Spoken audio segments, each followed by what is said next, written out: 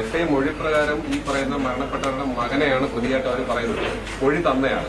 പക്ഷെ അയാളെ പ്രതിയായിട്ട് മിക്സ് ചെയ്യുന്ന കാര്യങ്ങൾക്കെല്ലാം ഈ കേസിനകത്ത് അന്വേഷണം നടത്തണം. ആദ്യ ഭാഗമായിട്ട് ഇൻക്വസ്റ്റ്, അതിനുശേഷം പോസ്റ്റ്മോർട്ടം. അതിനകത്ത് മാത്രമേ ഇത് അങ്ങനെയുള്ള ഈ പറയുന്ന മരണം ഇങ്ങനെ അറിയാൻ പറ്റുള്ളൂ. പിന്നെ ഇനി കത്തിച്ചതാണോ, അത് ഷോർട്ട് സർക്യൂട്ട് ആണോ, എന്തുപയോഗിച്ച് കത്തിച്ചു, ഈ കാര്യങ്ങളെല്ലാം അന്വേഷിക്കുന്നതിന്റെ ഭാഗമായിട്ട് സീനിൽ പോകണം.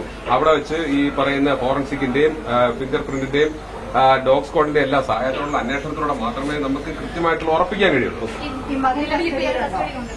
മകൻ കസ്റ്റഡിയിലുണ്ട്.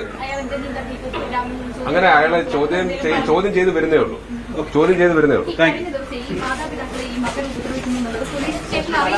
പോലീസ് സ്റ്റേഷനിൽ അറിയിച്ചു വെച്ചാൽ ഞാനിവിടെ ചാർജുള്ള ഉദ്യോഗസ്ഥൻ മാത്രമാണ്. ഈ സംഭവം ഉണ്ടായതിനു ശേഷമാണ് ഞാനിവിടെ വന്നത്. ഇന്നലത്തെ കാര്യം എനിക്കറിയില്ല, അതെനിക്കറിയില്ല. ആദ്യം മറ്റുള്ള ഇന്നലെ ഉണ്ടായിരുന്നവർക്ക് ചോദിച്ചാൽ അറിയാൻ പറ്റും. ഞാനില്ലായിരുന്നു.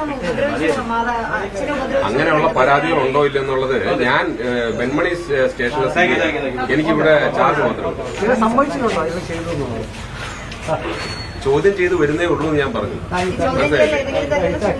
സൂചനകളായിട്ട് കിട്ടിയെന്ന് പറയാൻ പറ്റില്ല. ചില കാര്യങ്ങൾ എടുക്കുമ്പോൾ അതിന്റെ സാഹചര്യങ്ങളോട് അന്വേഷിച്ചതിന് ശേഷം മാത്രമേ നമുക്ക് ഉറപ്പിക്കാൻ പറ്റൂ. നിങ്ങൾ പറയുന്നത്